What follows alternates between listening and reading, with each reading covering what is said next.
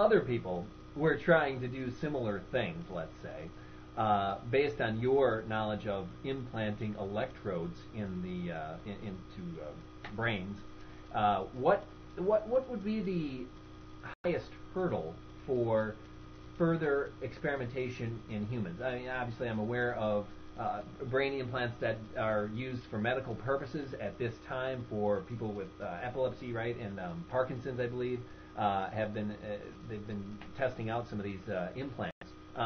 What is the biggest hurdle for human brain-computer interfacing? I would say right now, I mean, from my perspective, it's definitely software and mathematics. And I think I said that 6 years ago, and it's still the case now. The hardware development, you can really see the trend. It's coming along pretty quick. But we still have a long way to go in understanding the patterns of information flow in order to produce robust brain-computer interface. So, okay, so you would say just for our implants, the hardware and the software to be able to interpret and communicate with the human brain, that is the biggest hurdle at this point. Yeah. You would say the health aspects, the safety aspects are really pretty robust at this point for some of these primitive implants that have been used so far? Yeah, I don't see as much problem with, I mean, certainly there are problems with the bioengineering as well, but I don't think that the problems are quite as hard as those we're facing in terms of developing software and developing the mathematics to actually understand the information flows. Okay. Yeah, there's pretty much, from my perspective, there's pretty much been linear progress in both the hardware and the sort of the biocompatibility issues with these. These are fairly straightforward problems to solve. Okay, gotcha. And then also I wanted to mention I did have a audience question here for you, and it has to revolve around some research that the Institute is involved in recently, and that is lipofuscin buildup within human cells, and how it relates to aging. And it is known that lipofuscin builds up in brain cells as well. And what, if any, information do you have from your research? Do you see a difference in brain cell activity from young snails and old snails, or perhaps the lipofuscin aspect of a buildup within neurons isn't really that much of a concern for you at all? It's not so much. So we typically use a snail of one particular age, and because we've literally removed the entire brain from the snail, it's not. We don't look at them for very long. We basically we use them within a single day. I see. We are beginning to do. One of the new people in the lab is actually beginning to do some looking at differences between younger and older snails. So we may start to look at that stuff, but he's mainly focused on developmental issues. Sure. Yeah, I didn't know if you had thought about that much at all, but certainly that's something that the Institute, though, has funded some research into how to remove lipofuscin from. It's a question I'm certainly very interested in. Sure. But because of the focus on my dissertation over the last year, I'm probably behind most of you and understanding where life extension research has gone. Oh, well, that brings up another question, though, that I had thought about prior to the show, and that is how, you're interested in life extension, indefinite life extension, and research in that regard, and your current research in brain-computer interfacing certainly is bringing a lot of great data, and I can see how it could be applied toward life extension and brain emulation. I can see how this would certainly accelerate things in the future. However, I wanted to get your opinion on how your current research is going to help life extension efforts in humans in the near future.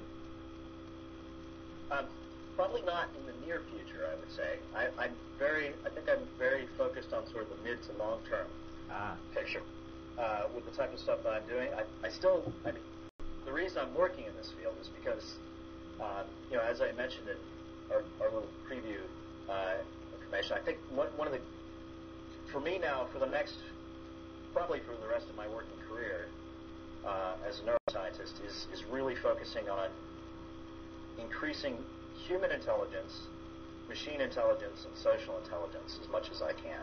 I think for me now that for all the problems we're facing, life extension included, that increasing our ability to work on these problems, to solve these problems, is really the critical factor for me.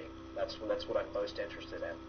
Okay, so understanding brains, animal and human in general, and how to interpret brain signals and brain information, you expect would help us as far as expanding our intelligence, and that in turn would help us solve more problems that we encounter. Yes. So, I mean, for the direct application of the stuff I'm working on right now, I'm interested from two levels. I'm interested in understanding how neural systems work from a very broad perspective, all the way up, from the snail all the way up to human level neural systems, understanding how those systems function, but then applying that information to machine intelligence as well. Okay. Yeah, a lot of the techniques I use for data processing are machine intelligence based. I use self-organizing maps. I've started to use a few different machine intelligence statistical techniques now for looking at networks of information. And now I'm also beginning to be interested in flows of information in social systems as well. Okay, and also, what do you anticipate is going to come first? Artificial general intelligence in silicon, in software, or will it be augmented human intelligence with, implants and such things? So I think they're actually dependent on each other. So I think they form a self-improving cycle, that you'll start to see machine intelligence systems being used to interpret neural data, and in turn, the information gained from that will produce better artificial intelligence. Okay. All right. So once you understand how biological intelligence works, you can, in my perspective, you can directly apply that to machine intelligence systems. And then also, as far as human brain augmentation, is it going to have to be, people talk about this a lot, how are we going to enhance our intelligence? And do you see the sensor the sensor applications or the implant applications as advancing faster or yielding more data? The EEG helmets that have been developed, they seem to be getting better and better at detecting signals within the human brain. Or do you think if that aspect of intelligence augmentation is going to happen, it's got to be direct implants, electrodes, or will the EEG cap scenario type thing, is that going to bear fruit? Well, I mean, it depends on what you want to do with the technology. Obviously, yeah, I think there are some limitations to external scanning. So external recording, either with EEG or external scanning with an fMRI. There are some real hard physics limitations we're running up against now in terms of the signals that we can pull out from outside the skull.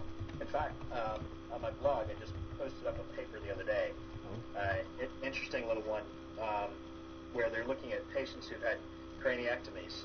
So they've had part of their skull removed to pressure on the brain, and they did EEG in these people, and they get a tremendously better signal.